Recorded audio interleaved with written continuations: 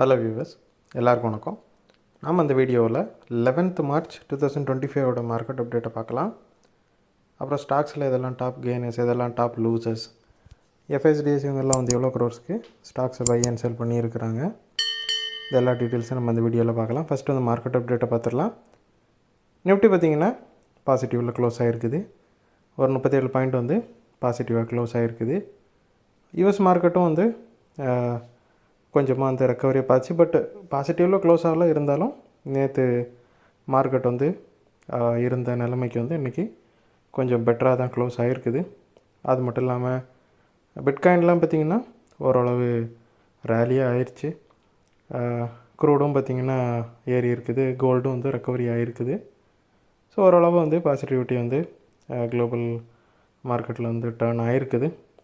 ஆனால் நம்ம gift Nifty பார்த்திங்கன்னா ஒரு 50 பாயிண்ட் வந்து ஸ்டில் நெகட்டிவில் தான் காட்டுது.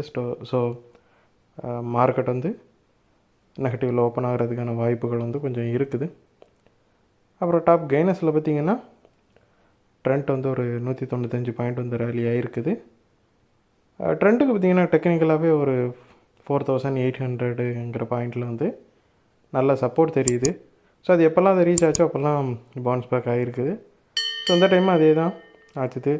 எஸ்டர்டே வந்து பயங்கரமாக விழுந்த ட்ரெண்ட் வந்து அந்த 4800ங்கிற பாயிண்ட்டு கீழே போனதும் மறுபடியும் இன்றைக்கி ரெக்கவர் ஆக ஆரம்பிச்சிருச்சு. அப்புறம் வந்து பிபிசியில் பார்த்திங்கன்னா ஒரு 7 பாயிண்ட் வந்து ரேலி ஆகிருக்குது. ஸோ டாப் கெய்னர்ஸில் வந்து செகண்ட் இருக்குது. மறுபடியும் வந்து க்ரூட் ஆயில் வந்து $70 கீழே போனதும் இது வந்து ரேலியாக ஆரம்பிச்சிருச்சு. அது மட்டும் இல்லாமல் ப்ரோக்கரேஜஸும் நிறையா வந்து பாசிட்டிவ் கமெண்ட்ஸை வந்து இந்த ஸ்டாக்குக்கு கொடுத்துருக்குறாங்க. அப்புறம் டாப் லூசர்ஸில் பார்த்திங்கன்னா ஃபஸ்ட் வந்து இண்டஸ்இண்ட் பேங்க் இருக்குது. ஒரு 244 பாயிண்ட் வந்து விழுந்திருக்குது. அதோட டெரிவேட்டிவ் போர்ட்ஃபோலியோவில் கொஞ்சம் டிஸ்கிரிபன்சிஸ் இருக்கதா வந்து ஒரு நியூஸ் வந்திருக்குது.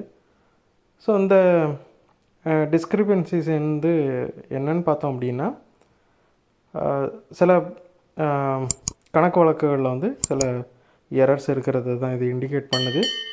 ஸோ இது வந்து எதனால் இந்த எரர் வந்துச்சு அப்படிங்கிற தெளிவான பிக்சர்ஸ் எதுவுமே வரல. மேபி ஏதாவது ஃப்ராடு நடந்திருக்கலாமோ. ஸோ அந்த மாதிரி ஒரு பயத்தில் தான் வந்து மார்க்கெட் வந்து இந்த ஸ்டாக்கை வந்து பயங்கரமாக விழ வச்சுருக்குறாங்க. ஒரே நாளில் பார்த்திங்கன்னா ஒரு 19,000 கோடிக்கு மேலே இது வந்து மார்க்கெட் வேல்யூவை இழந்திருக்குது. ஸோ ஏற்கனவே விழுந்துட்டு இருந்த இண்டஸ்இண்ட் பேங்க் வந்து இந்த வீழ்ச்சிக்கு அப்புறமா பயங்கரமான சரிவை நோக்கி போயிட்டுருக்குது. இன்னும் மறுபடியும் இது நாளைக்கும் இது விழுறதுக்கான வாய்ப்புகள் கொஞ்சம் இருக்குது. அப்புறம் இன்ஃபோசிஸ் பார்த்திங்கன்னா ஒரு 39 பாயிண்ட் வந்து விழுந்திருக்குது.